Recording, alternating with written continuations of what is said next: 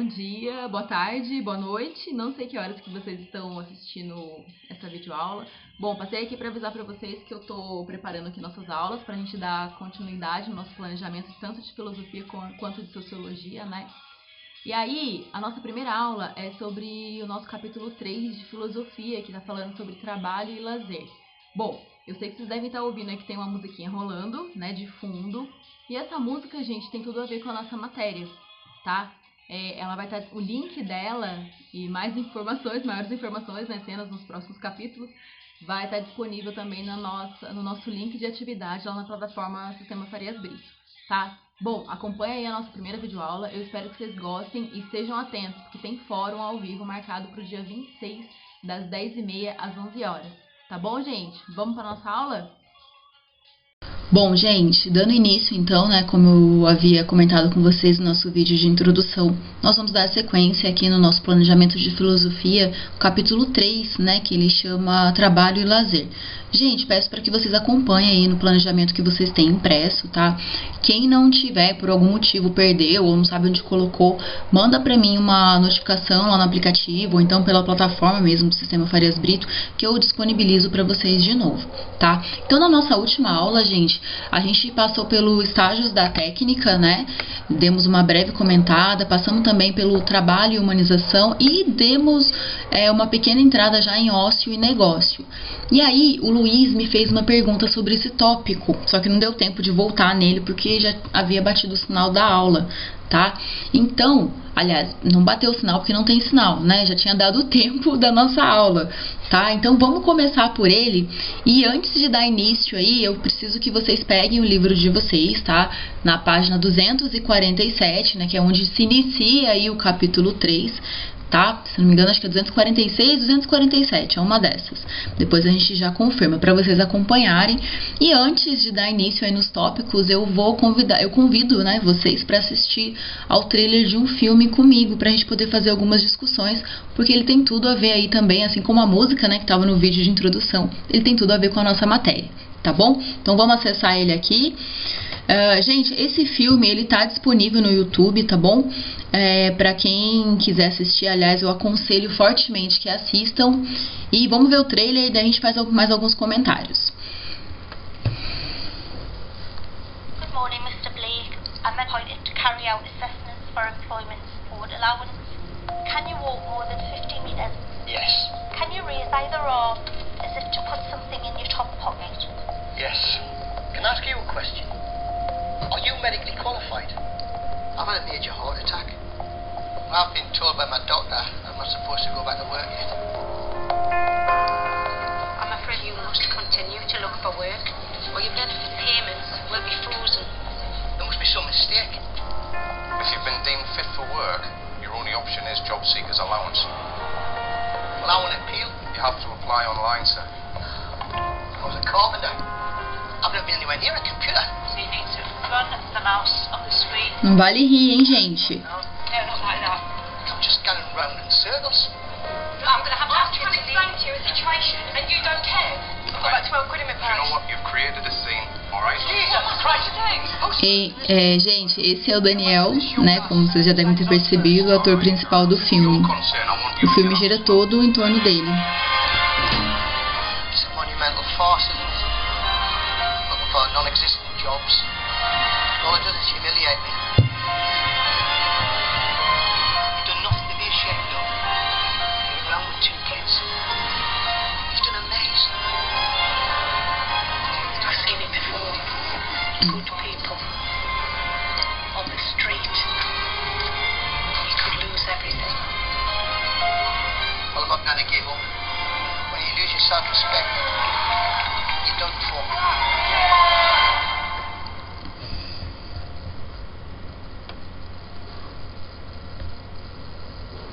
Bom, esse é o filme, né, gente? Como vocês puderam perceber, ele está passando por uma situação bem complicada, porque ele está com um problema grave do coração, e esse local por onde ele passa várias vezes no filme é a Previdência Social, é onde ele está tentando uma licença, está tentando, digamos assim, como a gente usa o termo aqui no Brasil, né, encostar pela Previdência Social, porque as empresas não contratam ele devido à doença que ele tem, que é grave, né?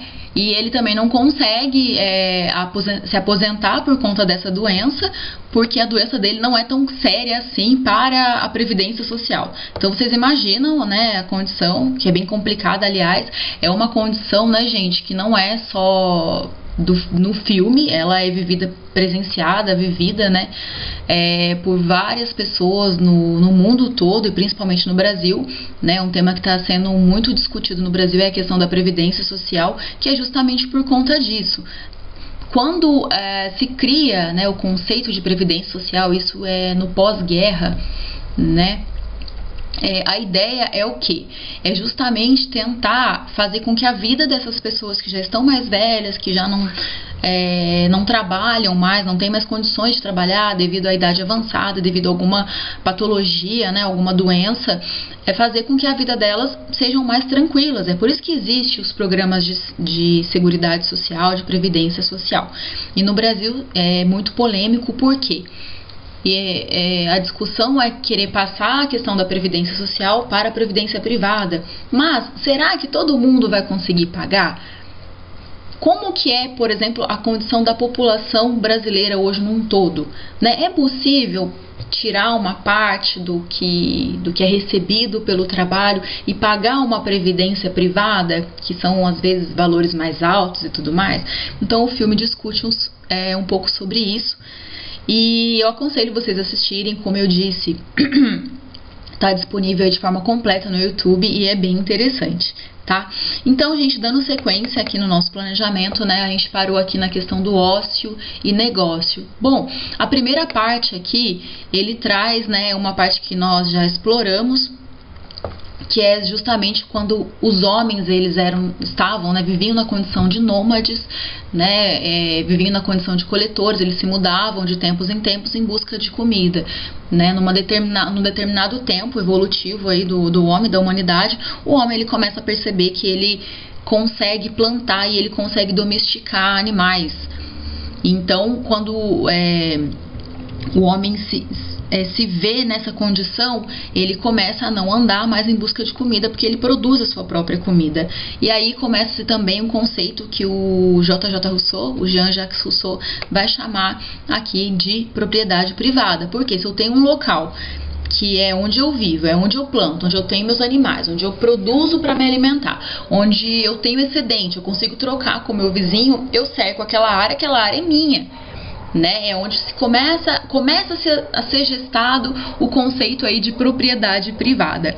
E é onde o J.J. Rousseau, quando ele escreveu aqui o discurso sobre a origem e os fundamentos da desigualdade entre os homens, ele vai dizer que é justamente a questão da propriedade privada que vai causar essa desigualdade entre os homens e será um fator de resultado para muitas guerras, para muitos conflitos. E eu costumo dizer, o J.J. Rousseau é um dos meus favoritos, eu costumo dizer que o que ele diz é atemporal.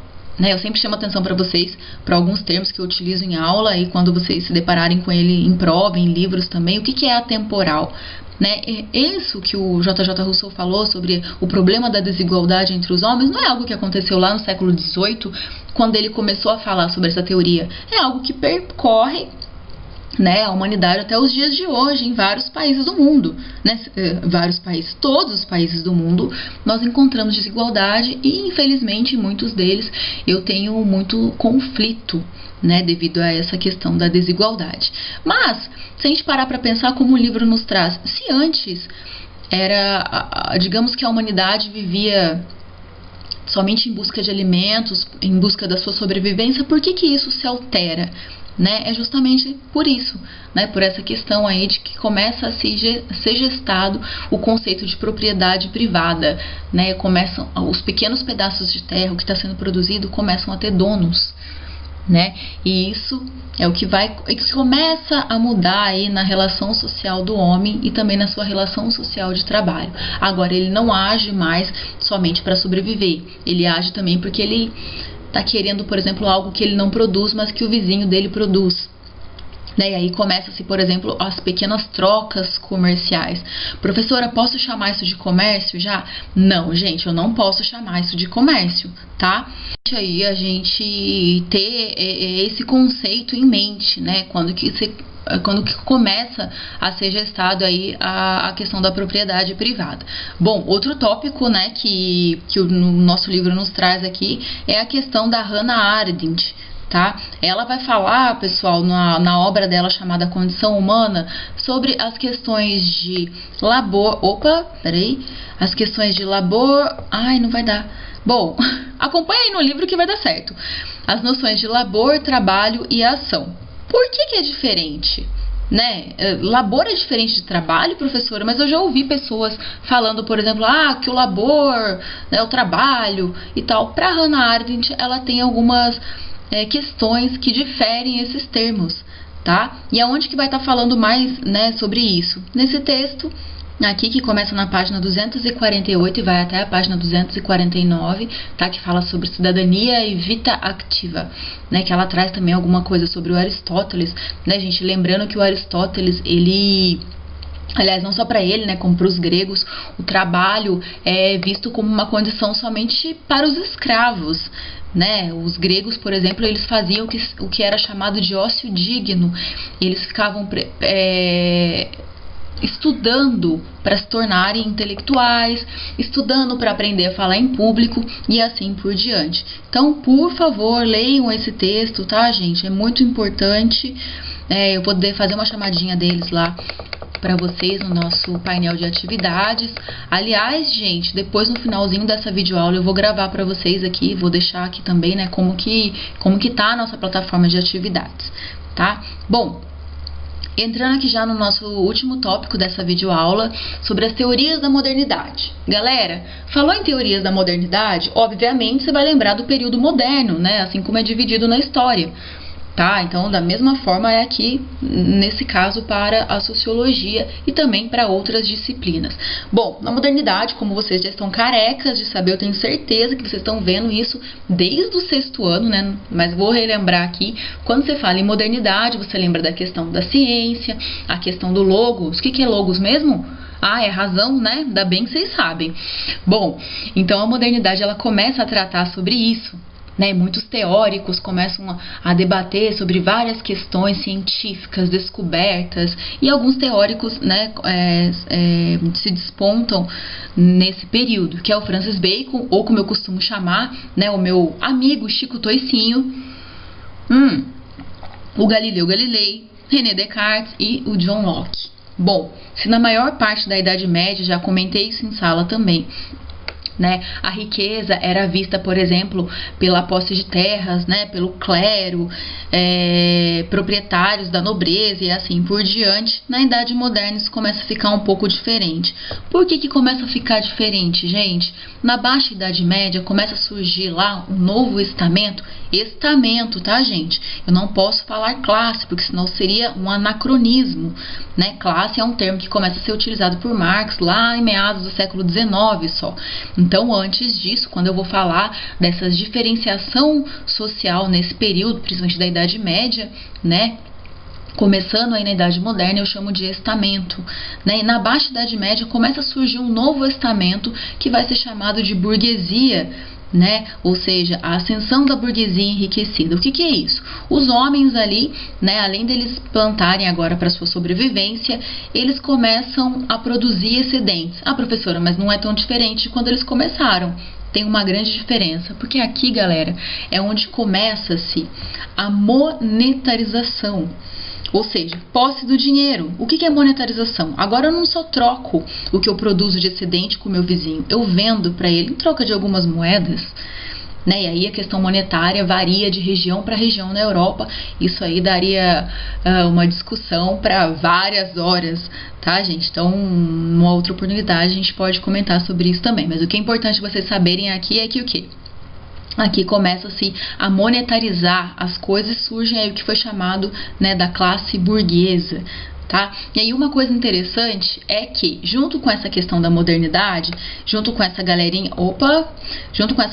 aqui, né, o Francis Bacon, Galileu, René Descartes, John Locke, começa a se surgir também, porque eles estão fazendo muitas descobertas, não só eles, como várias pessoas, vários cientistas desse período, e eles começam a acreditar que eles agora dominam a natureza.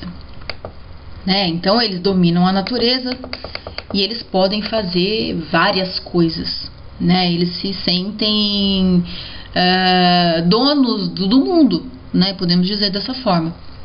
Só que não é bem assim, né? Se bem que o Chico Toicinho e o Descartes eles vão falar disso, saber é poder, somos senhores possuidores da natureza, a gente sabe que não é bem assim. O que eles começam a dominar, né, gente, são as técnicas. E por isso eles dominam várias técnicas, eles utilizam alguns elementos da natureza para dominar essas várias técnicas, né? E começa a surgir um sentimento ali de prepotência, né? Ou seja, que agora eles podem fazer o que querem. E essa teoria começa a cair por terra, né? Porque o homem não é capaz de dominar a natureza, e a gente já sabe disso, né? Aliás, um exemplo que nós podemos ter bem atual é o que está acontecendo hoje, né? Então, o homem ele não domina a natureza, nem nunca vai dominar, isso é impossível, né? Infelizmente, para vocês terem conhecimento, muitos cientistas, né, acreditam que o homem dominou a natureza, né? Só que em contrapartida outros vários também veem que não, e nós sabemos que isso é verdade. O que o homem começa a dominar a partir da Idade Moderna são as técnicas, né, e utilização aí de vários elementos da natureza. Uma coisa que vai aparecer também nesse período é a questão da Revolução Industrial, que agora eles não precisam mais estar em determinado local para produzir, né? Agora eles podem, por exemplo, fabricar energia, né? A situação eles começam a utilizar carvão e aí começam a aumentar suas produções e tudo mais. Mas professora, o que isso tem a ver com essa relação do trabalho? Parece que a gente pula de um tema para o outro. Gente, tem tudo a ver. Quando começa essa questão da modernidade, a questão da ciência, isso altera também as relações sociais, que é o que é estudado pela sociologia, né? Se eu tenho ali num determinado período algumas pequenas trocas comerciais sendo realizadas para sobrevivência, com a Idade Moderna e a monetarização, eu tenho ali também a questão de enriquecer devido às vendas que eu faço ali da minha produção excedente, né? Ou seja, com a monetarização vem também a questão da posse do dinheiro, como o livro bem nos traz aqui, e isso muda também a relação do trabalho. Por exemplo, nem todo mundo ali vai se tornar burguês, nem todo mundo ali vai ter condição de produzir excedente e vender nos mercados. Só que as pessoas que têm essa condição começam a contratar outras pessoas. Não posso dizer que nesse período, professora, já começou a se vender a mão de obra, né? Ou seja, começou-se a vender a mão de obra, começou-se a vender o trabalho em troca de um salário? Não. Isso começa a ser falado mais pra frente, tá? Mas aqui eu posso dizer que começa a ser gestado isso, tá? Uma curiosidade também, gente, que o livro traz aqui é a questão do mito, né, do Prometeus. O Prometeus, ele diz a lenda, né, diz o mito, diz que ele sequestrou o fogo e entregou aos homens, e por isso ele foi condenado ao suplício eterno de ter seu fígado regenerado ao ser sempre comido por um abutre. Pessoal, essa cena do Prometeus aparece naquele jogo God of War. Não sei se vocês já jogaram, eu não lembro se é no 1 ou no 2, mas essa cena aparece, né? Então, assim, é interessante quando a gente pensa nisso, porque a gente consegue fazer alguns links de algo que a gente está estudando com algumas coisas que a gente gosta de fazer, né? Uma delas é os games, tá? Então, só uma curiosidade aí para vocês. E uma coisa também que é muito importante nesse tópico é a questão do desequilíbrio ecológico. Bom, se o homem agora ele domina a natureza, ele tem essa ideia, né, a partir da modernidade, por conta da razão, do pensamento racional, eu encontro aí uma discrepância bem grande com relação ao pensamento racional. Enquanto o homem ele acredita que pode dominar a natureza, em contrapartida, ele encontra um desequilíbrio ecológico, né? Porque ele acredita, por exemplo, que vai utilizar os recursos da natureza, só que na velocidade que o homem utiliza esses recursos da natureza, a natureza não consegue repor, né? Não dá. Se a gente olhasse, por exemplo, essa foto hoje em dia, a gente ia pensar que era de algo que está acontecendo hoje no país, no mundo, né? Que é sobre o coronavírus. Mas se a gente olhar aqui, a gente vai ver que esses homens estão utilizando máscaras porque devido ao local que eles estão, que é muito poluído, né? Então, assim, o que o homem descobre na modernidade, com a descoberta de novas técnicas, descoberta de novos instrumentos e assim por diante, ele também interfere no convívio social do homem, que é, né, as suas relações e as suas relações com a natureza, as suas relações de forma completa aí com a sociedade. Tá bom, gente? Bom, eu vou encerrando por aqui para essa videoaula não ficar tão extensa. Eu espero que vocês tenham gostado e na próxima aula, galera, a gente já continua aqui no reconhecimento jurídico do trabalho, tá bom? Eu aguardo vocês. Não esqueçam de olhar lá no link, eu vou deixar aqui pra vocês a nossa música. Lembra da música que estava tocando no início do vídeo, da introdução? Então, e lá fala um pouquinho mais sobre ela, tá bom, gente? Abraço, até! Gente, esqueci de falar na videoaula sobre a plataforma do Sistema Farias Brito. Bom, essa aqui é a plataforma, né, deve aparecer do mesmo jeitinho aí pra vocês. E aí, gente, aqui, né, por exemplo, tô aqui na sala de vocês, primeiro ano, ensino médio A. E aí vocês estão vendo que tem vários tópicos aqui, início, recursos digitais, atividades, fórum, tarará, tarará. Gente, em atividades, vamos ver se vai acessar aqui, tá entrando. Aqui, atividades. Tem aqui, tá vendo? Ó, capítulo Trabalho em Lazer, Filosofia. Vocês estão vendo que tá aparecendo aqui várias atividades também que vai aparecer dos outros professores, né? Ou, obviamente, as outras matérias. E aí aqui, dentro de Trabalho e Lazer, eu já postei uma atividade pra vocês, galera, que é um fórum que vai estar acontecendo em live, né? Ao vivo aí no dia 26, das 10h30 às 11h30, tá? Então acessem aí, direto na atividade já tem o link pro fórum, ó, vocês clicando vocês já vão acessar o fórum e eu vou estar acompanhando junto com vocês aí pra tirar dúvida, né, sobre o que vocês assistiram na videoaula. Sobre a música, que tá tocando agora também, né, ela tá aqui na biblioteca de classe, onde vão estar também, irão estar as aulas, né, e também vai estar a música. Essa música, daí vocês... deixa eu abrir aqui a pastinha primeiro de filosofia. Vocês acessem aqui, né, o capítulo 3, que é o capítulo que está sendo trabalhado, e aqui a música. Gente, o nome dessa música é Fábrica, e só podia ser da Legião Urbana, né? Como eu já disse pra vocês, Legião Urbana também é atemporal.